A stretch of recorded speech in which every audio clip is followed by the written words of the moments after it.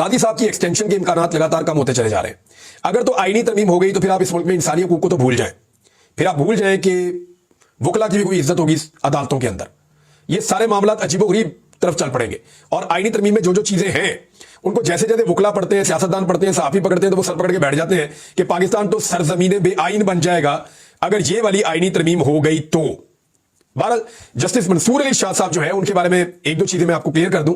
बहुत सारे लोगों ने उनसे बहुत सारी उम्मीदें बांध ली हैं, तो मैं आपको क्लियर करूं कि मैं पहले भी कह चुका हूं कि वो किसी लड़ाई किसी जंग का हिस्सा नहीं बनेंगे, लेकिन चंद चीजें उनकी बड़ी क्लियर है। एक तो वो स्ट्रेट फॉरवर्ड और ईमानदार आदमी है, नंबर एक।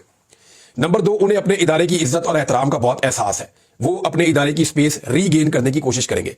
नंबर तीन, वो हर सूरत इदारों के दरमियान जो तसादुम हो सकता है उस मुमकिन तसादुम से बचने की भी कोशिश करेंगे। किसी नई लड़ाई के अंदर वो सुप्रीम कोर्ट को नहीं लेकर जाएंगे। लेकिन हाँ, अगर आप ये कहें कि कादी फायद ईसा साहब के मुकाबले में तो वो जमीन आसमान का फर्क है। जो अभी सिचुएशन है उससे तो जमीन आसमान का फर्क